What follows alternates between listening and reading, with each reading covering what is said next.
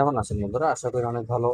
আমার এই তন্ত্র মন্ত্র বান চ্যানেলে যদি নতুন হয়ে থাকেন অবশ্যই সাবস্ক্রাইব করবেন, পাশে থাকা বেল আইকনটি প্রেস করে নতুন নতুন ভিডিও সবার আগে পাওয়ার জন্য আমার সাথে থাকবেন। আজকের আলোচ্য বিষয় হলো অভাব দূরকরণ যন্ত্র। এই অভাব দূরকরণ যন্ত্রটি আপনারা চাইলে ঘরে বসেও বানাতে পারেন। অবশ্যই গুরুর অনুমতি লাগবে, অনুমতি ছাড়া কোনো রকম ভাবে হবে না। এটা একটা মুসলমানি যন্ত্র, চাইলে হিন্দু মুসলিম বৌদ্ধ খ্রিস্টান সবাই বানাতে পারেন। এখানে দেখা যাচ্ছে অভাব দূরকরণ যন্ত্র প্রত্যেকটাতে সু, র বা অল, এই যে সংখ্যাগুলো দেওয়া আছে এই সংখ্যাগুলো কিন্তু খুবই খুবই কার্যকারী সংখ্যা।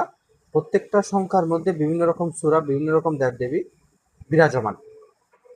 যারা এই অভাব দূরকরণ যন্ত্রটি বানাতে চান অবশ্যই পূর্ণিমাতে বানাতে হবে, অষ্টগন্ধা দিয়ে ভোজ্যপত্রের উপর বানাতে হবে। যদি যার সংসারে অভাব, ওই সংসারে যে ব্যক্তি আয় উন্নতি করে বা ইনকাম করে, ওই ইনকাম যে ব্যক্তি করে ওই ব্যক্তি ডান হাতে পড়বে, যদি মেয়ে হয় বাম হাতে, ছেলে হলে ডান হাতে। অবশ্যই দিনের বেলায় এই যন্ত্রটি আঁকতে হবে, দিনের বেলায় এই যন্ত্রটি আঁকতে হবে।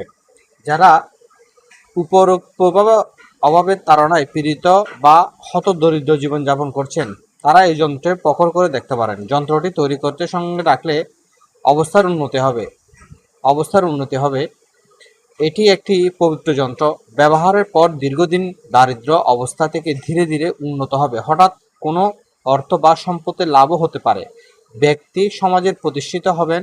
উত্তরাধিকারী নেই এমন কোনো আত্মীয়স্বজন সম্পত্তি প্রাপ্তি হতে পারে এবং কোটিপতিও হতে পারেন। তবে এটা খুব ধীরে আস্তে কাজ করে, কিন্তু পারফেক্টলি ভাবে কাজ করে, সঠিকভাবে কাজ করে।